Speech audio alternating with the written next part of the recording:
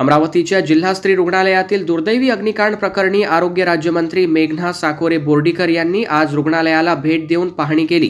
त्यांनी नवजात शिशु अतिदक्षता विभाग आणि जनरल वॉर्डसह विविध विभागांची पाहणी करत दुर्घटनेची सविस्तर माहिती जाणून घेतली। या प्रकरणातील कोणत्याही दोषी व्यक्तीला पाठीशी घातले जाणार नाही, त्यांच्यावर कठोर कारवाई केली जाईल व आरोग्य आयुक्त संजय काटकर यांच्याकडून या दुर्घटनेची मिनिट टू मिनिट माहिती घेतली जात असल्याचे त्यांनी सांगितले। तसेच भविष्यात अशा तांत्रिक चुकांची पुनरावृत्ती होऊ नये यासाठी आवश्यक त्या सर्व उपाययोजना केल्या जात असल्याची माहितीही त्यांनी यावेळी दिली।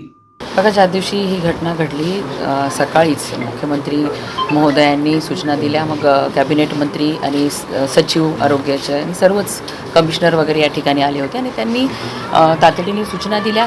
या ठिकाणी खरंच अत्यंत दुर्दैवी अशी ही घटना आहे। ज्या कुटुंबियांनी त्यांच्या नवजात बालकांना या ठिकाणी त्यांचा मृत्यू झाला आहे, त्यांच्या दुःखामध्ये आम्ही सर्वजण सहभागी आहोत।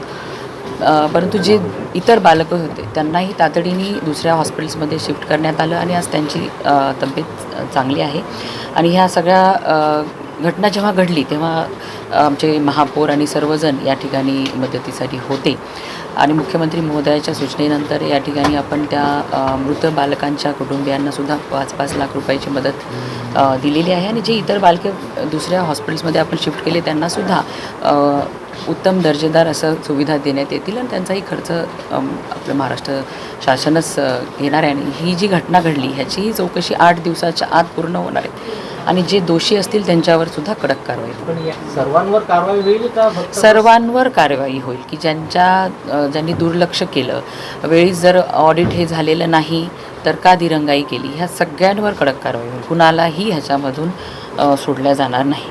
CS 2-2 वेळा पत्र देत आहेत विद्युत विभागाला ऑडिट करा असं सांगतात, पण कोणत्याही प्रकारची दखल घेतली नाही। किती मोठी गलथानपणा आणि प्रशासकीय अनास्थपणा नाही, निश्चित बघा, ही खूप चुकीची घटना घडलेली आहे आणि ह्यापुढे अशा घटना होऊ नयेत म्हणून ह्यामध्ये ज्यांनी दुर्लक्ष केलं असेल त्यांच्यावर कडक कारवाई करण्यात येईल। आता एक असा प्रश्न आहे की अमरावती हे विभागाचं मुख्यालय आहे, मेळघाट पण संलग्नित आहे आणि इतरही आरोग्य संस्था इथे डेप्युटी डायरेक्टर ऑफिस अकोल्याला आहे, 5 जिल्ह्याचं उपसंचालक तिथे बसतात। ते ऑफिस इथे स्थलांतरित करण्याचा निर्णय घेतला होता, मात्र 24 तासानंतर हा निर्णय आरोग्य विभागानं बदलला।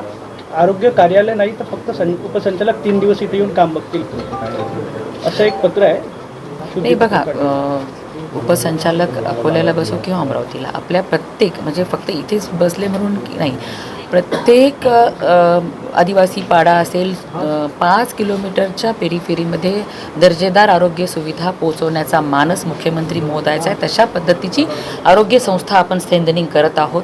त्यामुळे कोणी कुठेही बसलं तर त्या ठिकाणचा इन्चार्ज, त्या ठिकाणची सर्व आरोग्याचे अधिकारी कर्मचारी तेवढ्या पद्धतीने अलर्ट असतील, तिथे सगळे सक्षम असतील, अशा पद्धतीचं काम आपलं चालू आहे। नाही बघा, सगळेच राज्यामध्ये हे सगळे व्हेंटिलेटरचे ऑडिट करण्याचा आपण सूचना दिलेल्या आहेत। जिथे जिथं म्हणजे आज आपण कुठल्याही छोटं मोठं मशीन जरी बघितलं आणि काही त्याच्यामध्ये ॲबनॉर्मॅलिटी आल्या तर ते लागलीच आपल्याला इंडिकेट करतं, इंडिकेटर्स असतात। तसे ह्या सर्वच इक्विपमेंट, मग फक्त व्हेंटिलेटरच नाही, सगळेच आता आपण बघतो एवढे मॉडर्न सगळे इक्विपमेंट हेल्थ केअरमध्ये सुद्धा आलेले आहेत। तिथे हे सगळं इंडिकेटर चालू आहेत की नाही किंवा तशी सिस्टीम आहेत की नाही ह्या सगळ्या बघण्याच्या सूचना दिलेल्या आहेत।